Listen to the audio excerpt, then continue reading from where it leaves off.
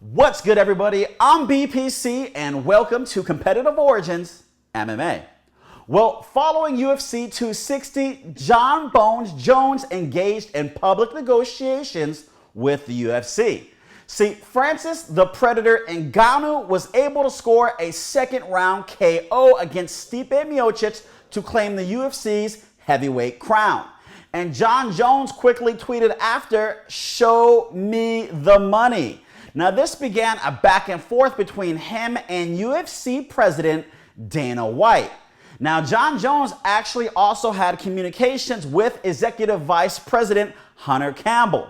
Now, Al Tapo, Mac Tapo, had commented on the Jon Jones asking for his release video, which I'll put the link in the description below. But don't forget to hit that subscribe button, click the notification bell, guys, and hit the like button on this video. But he basically stated he feels Jon Jones deserves $10 million for that Ngannou fight. And I said he probably won't even get 20%. Now, Jon Jones has stated he's been working hard his entire career. He's fought through concussions, surgeries, and fought the toughest competitors that the UFC has had to offer. And he's been making around $2 million per fight throughout his entire 20s, and he wants his payday.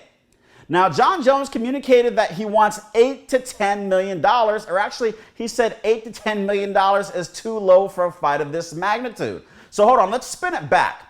$2 million is what he's been making. So that's about 20% of the $10 million that I just stated. So that's about right in line. And as we all know, the UFC has put up this narrative that they don't want to pay Jon Jones any more money as far as guaranteed pay. They said he could make his money as a partner, getting the percentage, but as far as, his standard pay, so there we have it. So about $2 million. Now, he's communicated $8 to $10 million is just too low. So let's think about that. Jon Jones's pay-per-view, say 700,000, 800,000, okay? And he's making $2 million. And now he's saying $10 million is too low. Well, $10 million is 5 times that amount, right? So therefore, 800,000, we're looking, at $4 million basically. Now, 4 million, is that correct? Yeah, 8, okay, 24. Yeah, okay, I'm pretty much there. So with that being said, we got to think about it from this perspective. Is Jon Jones going to be able to generate that type of revenue at the end of the day? And the question out there is, okay, probably not, because that means he would have to exceed Conor McGregor's numbers, and we all know that's not going to happen. So why should he say that $10 million is too low, considering, what he actually brings to the table? Well, Jon said he's grossly underpaid throughout his entire career. He also stated that Jon Jones facing off against Francis Ngannou would generate hundreds of thousands of new fans.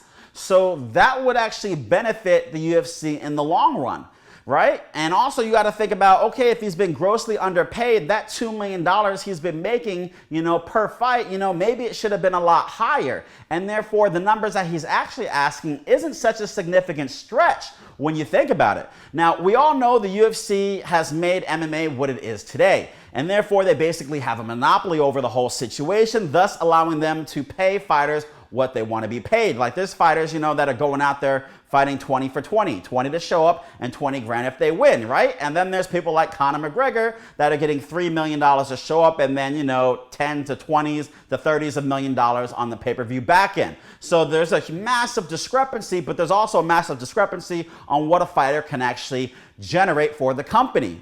And that's what the UFC pays for. They pay based on what you can bring in.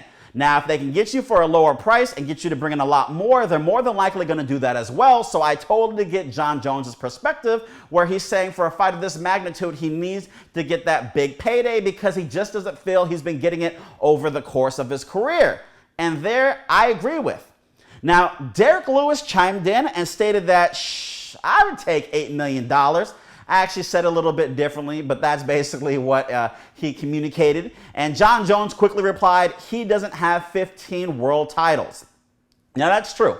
He doesn't have 15 world titles, but he does have 12 UFC KOs. So you better be careful there, Jon Jones. Or I should say 12 heavyweight UFC KOs. But, you know, it's all in good fun at the end of the day. You know, definitely Derek Lewis would definitely take that payday. You know, he's definitely not making him the cheese that, you know, Jon Jones has been making over his career. So it's obviously different perspectives on money, right? But Jon Jones wants to be paid, and I want to know if you guys at home agree with Jon Jones. Do you think he needs to be paid more than $10 million for a fight of this magnitude, or do you think he should just be happy with what the UFC is willing to offer him? You know, or is this just a negotiation tactic? You know, he's been getting $2 million or around there per fight, and he's saying $8 to $10 million is too low, and then the UFC says, well, we'll offer you this amount, and then they settle out a number that's higher than the $2 million that he wants at the end of the day. Do you think that'll make Jon Jones happy? Do you think that's his technique? What do you think is going on right now, guys? Let me know in the comment section.